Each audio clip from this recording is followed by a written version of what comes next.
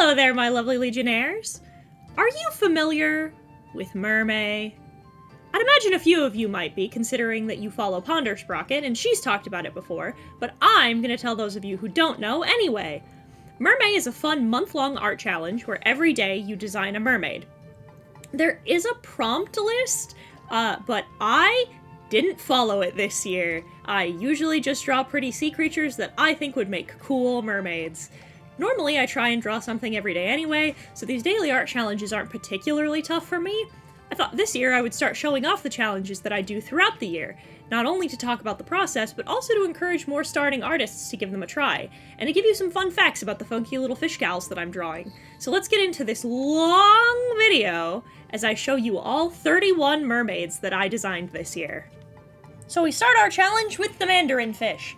I decided I wanted to try a little typography along with the art, and I was including all of their scientific names as well. Mandarin fish are also known as Syrincops splendidus. Apparently the pretty color patterns that they're covered in are from microscopic crystals that stick to their skin. It's called structural color, and it's the same thing that makes peacock's feathers so pretty. They also walk on the seafloor by their front feet instead of swimming. I think that's funny. You can find them all over the Pacific as well.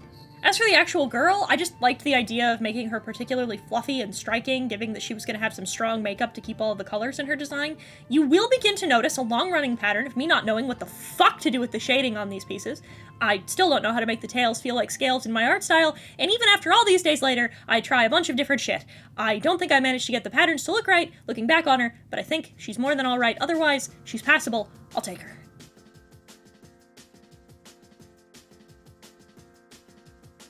Day 2 is a bluegill, Lepotimus macrocius. These are typically little guys that caught up to be eaten all over the west coast. East coast. Fuck. Apparently they're the same family as crappies, a fish that I have eaten many of throughout my life, and I can tell you that these fuckers are tasty. Looking up some fun facts about them, I found out that the mayor of Chicago in 1960 gave the Prince of Japan a bunch of them. The prince turned them into ecologists into Japan, where they fucked up and released a bunch of them into Lake Biwa, and now they're an invasive species.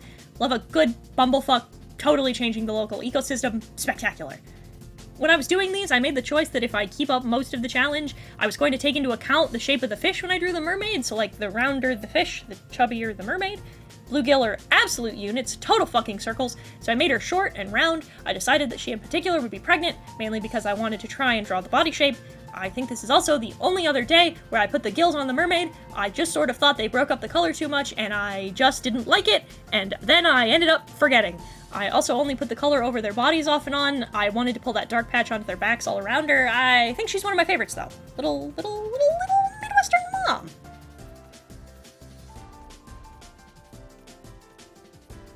Day 3 is the moray eel, specifically a yellow moray, Gymnothorax procineus.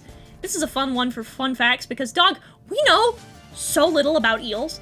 I found out that they're, like, majorly important to Hawaiian reefs. They have these little teeth in the roof of their mouths, that they have a propensity to chomp on people who are stupid enough to stick their fat fingers into holes on the reef, and they can, like, really fuck you up. Like, you can lose fingers. They're not aggressive by nature, but, like, don't put your arms in weird holes in the bottom of the ocean, morons. I thought off and on about making her teeth like glass, because their mouths look like they're full of shards of broken bottles. I decided against it and gave her this crazy smile, mainly because I didn't want to shade that on such a small scale, and no. I gave her big sea hag vibes, long messy hair, crazy expression, long fingers, spindly body, etc. Eels in general are kind of a weird shape. You'd think that being one long ass tube they'd be easy to draw, but they're not. They have a weird ridge on the top of their body, so it fucks up the whole shape, and I hate drawing serpentine bodies because it's a mess trying to keep the line smooth. Kill me.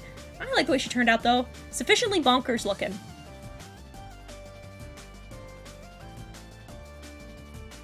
Day 4, I drew a Bartlett's Anthias. They're also called fairy bass, which I think is hilarious since they're so colorful. Apparently they're hermaphroditic, which means that if there's no males, then the females will turn male. So I suppose I've drawn us an intersex queen. Spoilers, there's gonna be a lot of those. That apparently happens a lot among sea fish. I didn't know that. I didn't know how common that was. Lots of intersex queens this month. Cool. I guess they're pretty sought after for aquariums, which makes perfect sense since they're just really, really fucking pretty. I think on this day I wanted to draw something pink and found these little duders. I love adding the back fins on the mermaids, but I don't ever give myself the right pose for it. I keep picturing her being some kind of siren, a musician, maybe the mermaid equivalent of an idol. You'll also notice I draw the tails at weird angles, and while I'd love to give you a reason why that is the intentional choice, it's super not. I'm not good at the weird angles they'd be at, and foreshortening is cringe, so I simply choose to avoid it. Call me weak. You would be right, and I would not take the criticism for it anyway.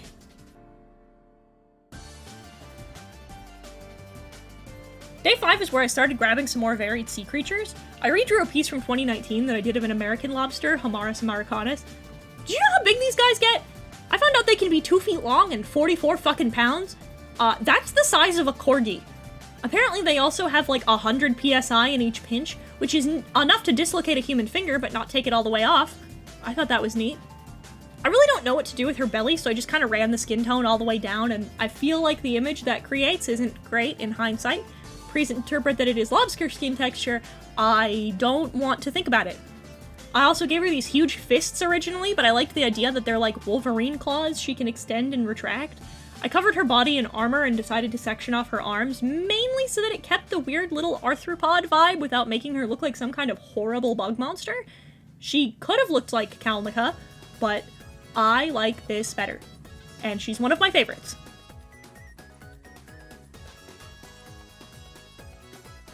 More food fish! Day 6 was red snapper.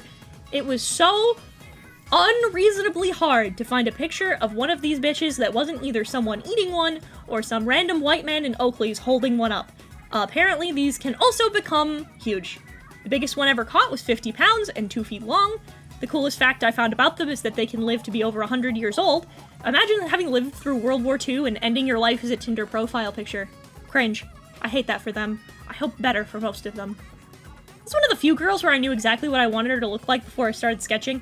Didn't need a single reference. I knew I wanted this huge fluffy head of bright red hair, prominent nose, give her freckles. I don't know why I saw her so clearly, I just kinda did. This pose was also really fun to draw. As you can probably tell from the footage, this was recorded on my iPad because I almost forgot to do it for the day, so I drew her right before bed. Ironically, despite the ache in my wrists and the exhaustion in the morning, she's in top 5 favorite designs. Rad!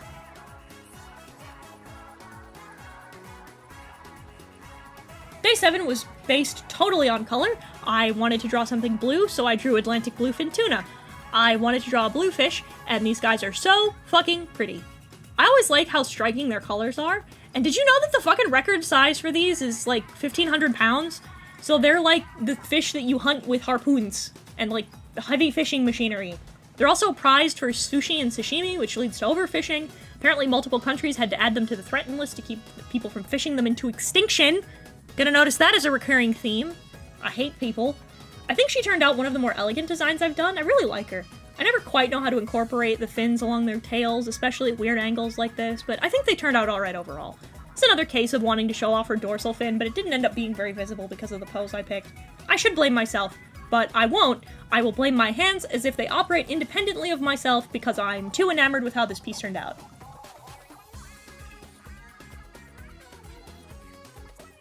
Ah, my favorite design, the spot fin lionfish. Naturally, these pretty fish are coral dwellers, with all the spines and stripes so that they can blend in. They're also venomous, but apparently you can wash it out with soap and water.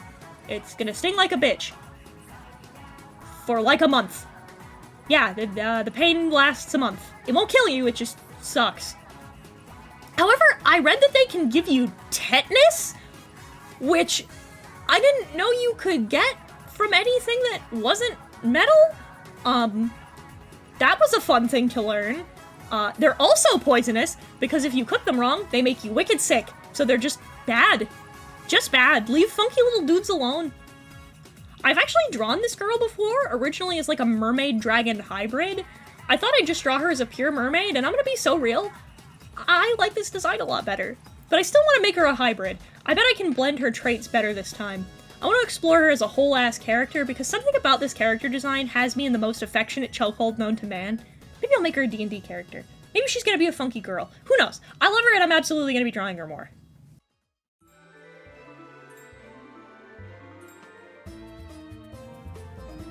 Day 9 were Emperor Angelfishes. More pretty little aquarium fish. This time, ones that are all over the oceans, hanging out mostly in reefs, of course. Most pretty fishes do. They live for about 20 years, which feels insane. They're also apparently pretty high maintenance for care, living up to their namesakes, also being incredibly sickly. Little Victorian children, hiding in your massive tank. Make the wrong tank temperature, they will simply faint. I tried to avoid clothes for the most part with these, and I'm almost a little upset with her, because I really wanted to dress her in, like, ornate flowing tops. Maybe I'll sketch a few of them in clothes later.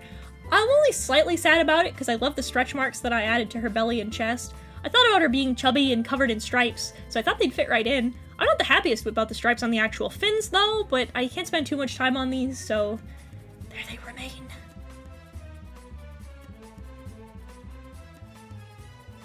Another redraw! We have a great barracuda!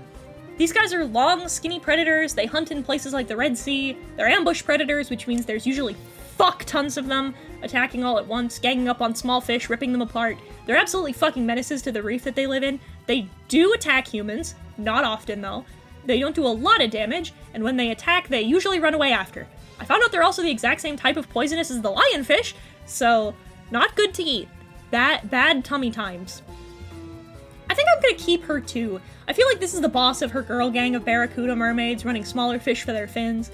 I've run with this huge sick knife before, but I wanted to keep them accessory and clothing free this time, mainly because I wanted to try and really focus on body types. I gave her a leather cuff, which I think is the most I give to any other mermaid. Maybe I'll make her a rival of our cute lionfish girl. Lebsians.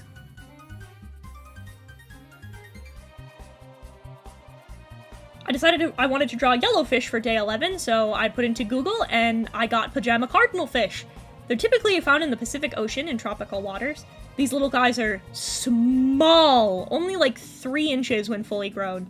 They're apparently good saltwater aquarium fish, but they tend to school, so you need to keep them in groups. She ended up being a real cutie pie. I made her a little younger, like 18, 19. Originally kept her hair dark because I wanted to draw out the black belt that they have, but then I remembered that with that, you totally lose the yellow head, so I turned her blonde instead. I think it still looks good, thank God. I'm a little sad I lost that. I made her this tentative, shy little thing, kept her tail short. Normally I try and keep the round fish chubby, but I had a design idea in my head, and here she be. I really like their bright orange eyes, too. I think it really makes her face stand out. Protect her from getting munched. She's gonna need it.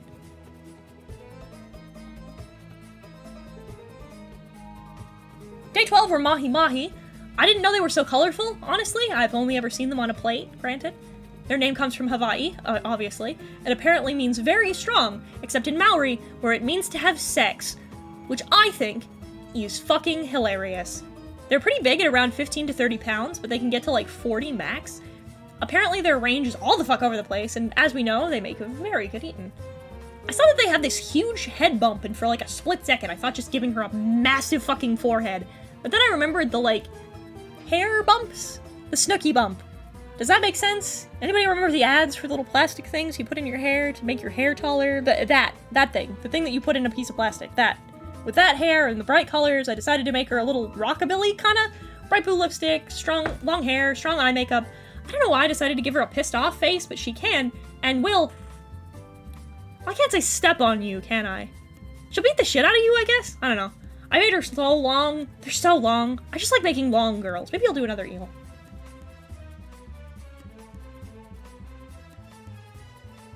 Day 13, I decided to grab another not fish. I remembered that nudibranches existed and drew a Spanish shawl. So for those of you who don't know, nudibranches are sea slugs. I find most of them are really pretty. They have these bright, vibrant neon colors. So fun fact, they eat microscopic organisms called hydrozoids and steal their poison to make themselves poisonous. I think that's cool as hell. Also, yet another intersex queen! Woo! I'm so unreasonably proud of the way I shaded and toned her body, making her feel transparent. I'm also proud of her little fringe. The layers ended up looking really cool. The challenge has been a great excuse to use all of my effects brushes in Clip Studio Paint, which kicks ass actually, because now I have all kinds of tools in my back pocket for other stuff. She's this design I think I want to keep. She's just a cutie pie, very fluffy.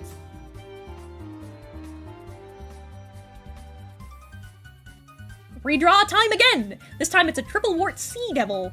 On Twitter I asked for a few suggestions to make sure I didn't run out of ideas, and one of them were anglerfish, and I'd found that I'd drawn her back in 2019, so here she is. These terrifying motherfuckers are found anywhere from 13k to 41k below sea level. Another fun sexual dimorphism fact is males parasitize the females. Basically, they just chomp down on their side and drink their blood and then fuse into their bodies. Fucked. Absolutely horrible. I hate it, Picasso. I wanted to make her a spooky little bitch, just peak witch vibes. About halfway through finishing the piece, I lopped off her arm because I liked the idea of this crazy spooky little lady chomping the fuck down on an idiot who drifts into the sea. I made sure to dilate her pupils wide so they can absorb as much light as possible, and I also exaggerated her fangs and tusks a little more than I did before. I really like her spines and wild hair too. I think she turned out pretty great.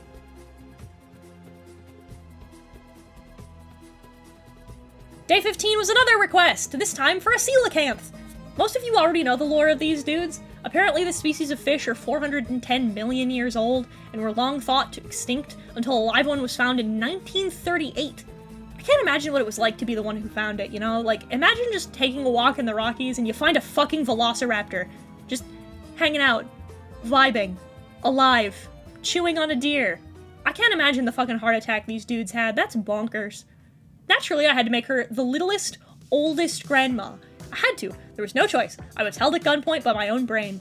It was great practice for me to delineate ages better, since I don't draw a lot of older folks. I think I captured the vibe perfectly, honestly. Pat on the back, me. I gave her a little reed cane, even though I know she doesn't walk. I thought it was cute. Don't worry about it. Don't think about it. I also didn't realize that they had this level of color variation. Maybe my brain thought because they were living fossils, they just had to be rocks. Who knows?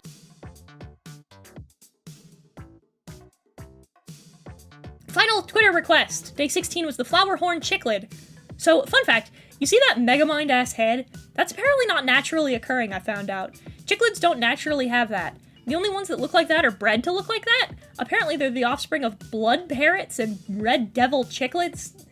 So ominous. So ominous. For this. For this! The only ones that exist in the wild have been released instead of being naturally occurring. This girl was so fun to draw. As per usual, I made her chubby and round, and while I could have made her head bigger, I couldn't see that perfectly spherical protrusion and not think she needs to have an afro. So I made a cute chubby little black girl with big puffy hair. I think the scale pattern comes through better in the tail with the pattern this time, but I tried to use it for the shading and I think it wasn't the right choice. I should have continued to use soft shading for the rest of her. That's okay. Ultimately, I think she's cute.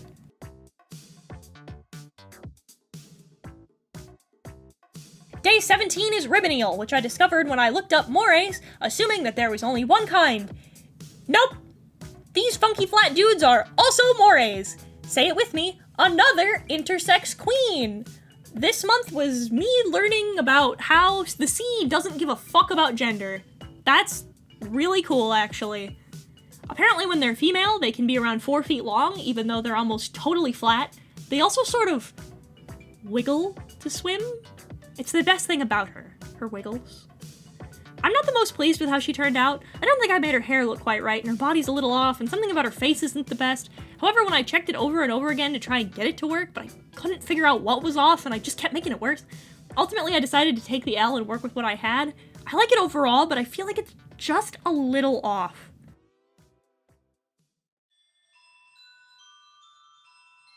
Day 18, I wanted to draw another freshwater fish, so I picked a sockeye salmon. These are the salmon you know for migrating long distances. What I didn't know is that some go from Canada to fucking Siberia? Apparently there's a few that get completely landlocked and they're considered a subspecies. Kokani salmon in North America, or Kunimasu salmon in Japan. Well, I didn't know that. I didn't know they could be landlocked. Working in contrasting colors is always a pain in the ass, but I think she turned out pretty well, all things considered. I found a really cute hairstyle I absolutely had to use and made it green so I wouldn't lose the bright green heads. This is another one where the scales didn't end up coming out the best, but even at the end I don't know what the fuck I'm doing. Shock, I'm a fucking incompetent.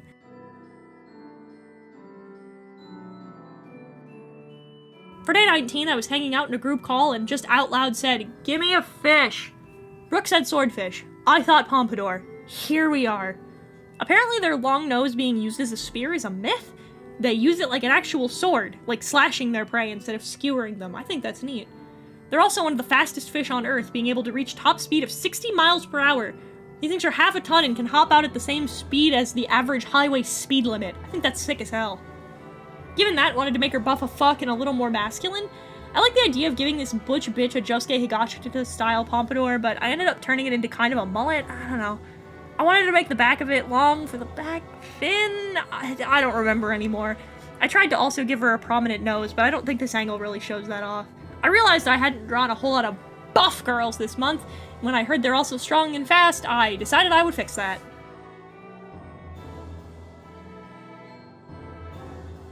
Back to redraws! Day 20 was a blue-spotted stingray. These guys are pretty normal as far as rays go. They live on the bottom of the sea, they scoop up snails and crabs. Really just out here vibing, being little sea pancakes. apparently living in shipwrecks and coral reefs. I also found out they don't live well in captivity. I don't know what that means in this context. How does something simple as a skate have a hard time? I like drawing rays and skates as being creepy, a little inhuman, a little spooky. I like the idea of them. They're funky and weird, and I feel like their designs should reflect that, so they don't have mouths, their arms are these spooky flat wings, her colors are pretty in a strange kind of way. You know, you don't see those bright blues in nature very often. I love that for her. It made her look like she was glowing a little bit.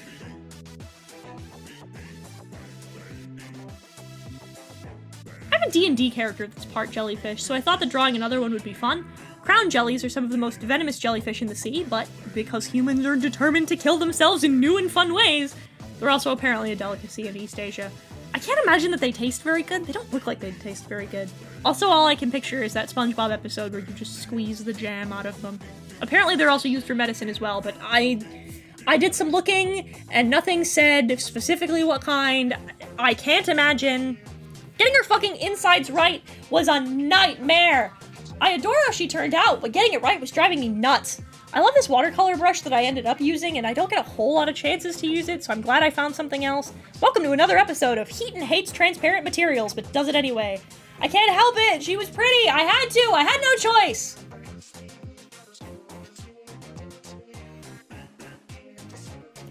I thought about giving my squid characters multiple arms, but I decided against it, and now, in retrospect, I think I'm a moron. Who knows? Day 22 is vampire squid, and I need you to know that its scientific name is Vampitherius infernalis, which, in English, literally means vampire squid from hell.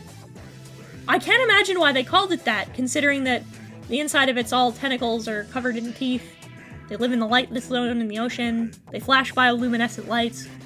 No idea why they'd give it such an ominous name. Look at him! So I tried to make her a short stack. I don't know how much of that came through in this drawing. I also decided I wanted to give her a beehive haircut to mimic the way that their heads are. I gave her fangs, even though she has more fangs under the tentacles. I like the notion of it. Spooky. I think she ended up looking a little Bride of Frankenstein-y, a little classic horror creature lady. I don't know. I like it.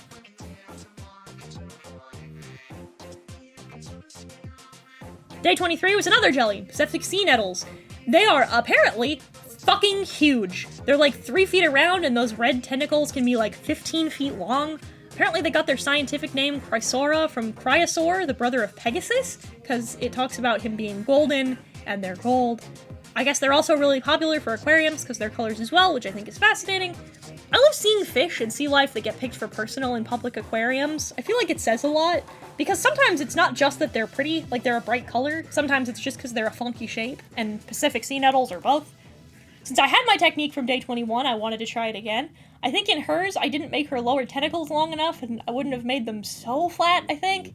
She's one of the ones I'd rework a little if I had the willpower. I like how her cap turned out, and I like her pose. She ended up a solid 6 out of 10, which unfortunately is most of these.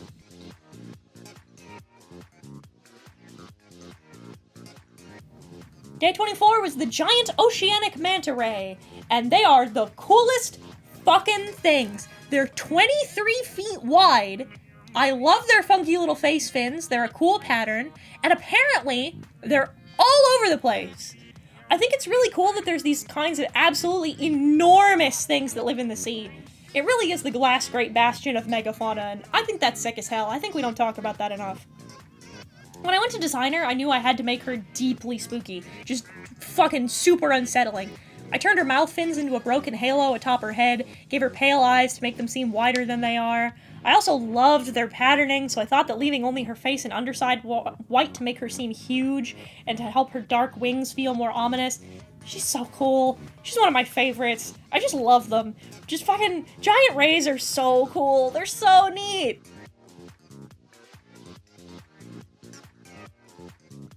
I love the polar opposite of the word giant in these contexts. Yesterday's was 23 feet long, and the giant Australian cuttlefish are like 1.5 feet. They're just abnormally large for cuttlefish, which are tiny as fuck. I think that's great. Just totally devaluing the word giant. Love to see it. Apparently there's like mega endangered by desalinization of their water, which for those of you who don't know the fancy science words, means that they're taking the salt out of the water to convert it into drinking water. Protect our ocean life. Take good care of the sea. Don't steal their salt. Her colors were fun until they weren't.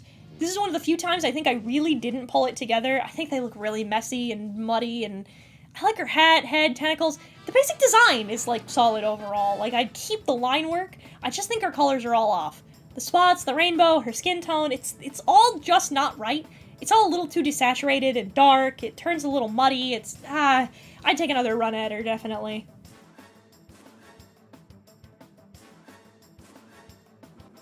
So, apparently, these are one of the funky ones that have teeth. I found out that stoplight parrotfish have teeth. And I guess they scrape up algae with those teeth. And I keep forgetting that there are some fish that just have chompers. These guys have, like, donkey teeth. Like, the full, solid front row of chompers. Like, not individuals. They're just weird. We also have yet another intersex queen.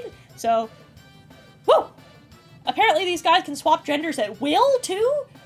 Most of the sea life seems to just not give a single fuck about it, which I think, personally, is based. It's at this point that I will inform you that a lot of days I just type in X color fish and draw whatever looks pretty in the moment. I saw blue, and I saw pink, and I had idea for her quick. I thought I would go with another cute Valley Girl vibe. I was coasting on this one, if I'm being honest, and you can kind of tell, because her hairstyle doesn't make sense, and I feel like I could have made her design a lot better if I'd have simply had a singular other brainwave.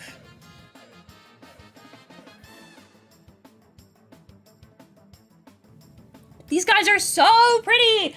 I discovered that golden lightning maroon clownfish are so fucking pretty! They're these red and purple clownfish that look like they're covered in lace. Apparently they're a crossbreed of several different types, so they're basically only bred in captivity. They're pretty sought after for aquariums, and I know that one this time, because the listings I found for them were that they were $80 a fish! Which I feel like is a lot. I feel like that's a lot. Especially for clownfish with fancy vitiligo, but what do I know? Maybe they're hard to breed. Vitiligo is a cool thing to work with, especially on different skin-toned characters. I've been having a great time experimenting with, like, different skin tones and textures, and I feel like I've really leveled up my abilities in this area after this month, and I feel like it's great. You can see it really well in her. She turned out so cute. I love this character design so much. I'm definitely going to be keeping her around and probably doing something more complex with her in the future. I really want to give her an outfit.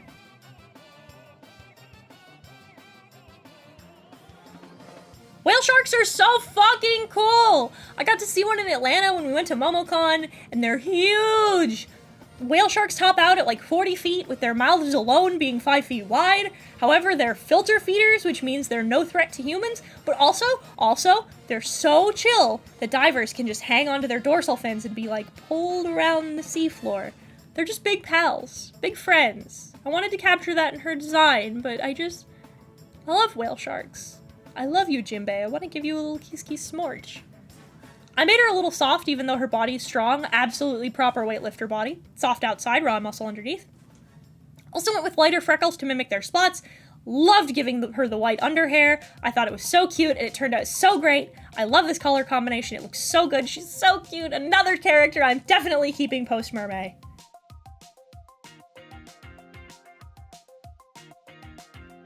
One of the fun facts I learned about black tip sharks on day 29 is that they're apparently not only shy, but they also reproduce asexually. Really out here being me for real, for real. You love to see it.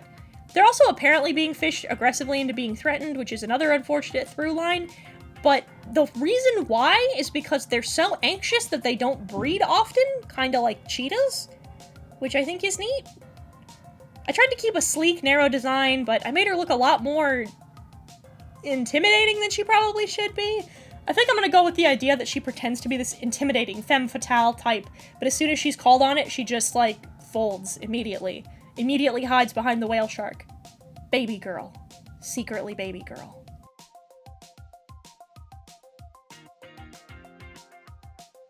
So the Dolly Varden trout's common name is a fucking story. So apparently, a little old lady had read a book called Barnaby Rudge, and in it there's a character named Dolly Varden.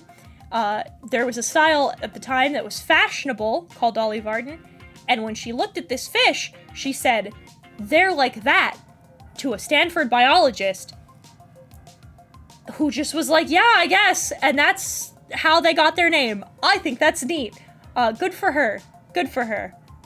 To keep up with that, I made her a little 70s housewifey, little fluffy pretty hair, strong red lips, strong eye makeup, etc. I feel like this is the best I've drawn the scale patterns of any of the mermaids. The colors are so much fun to work with despite how contrasting they are. I think the green and the orange look really good in particular. I love her freckles, her spots. Just one of the better ones I did.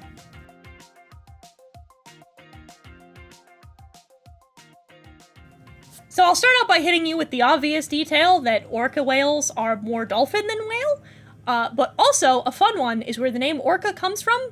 It comes from Orcinus, which means kingdom of the dead, and they were called that because when they were first described by a Greek philosopher, he referred to them as, quote, an animal which is peculiarly hostile to the whale, and the form of which cannot be in any way adequately described, but is an enormous mass of flesh, armed with teeth.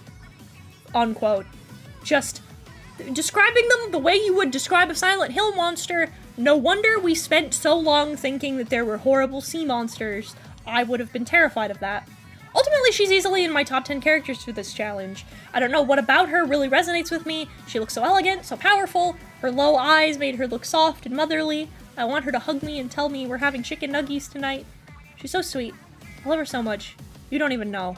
What a great way to wrap up this month.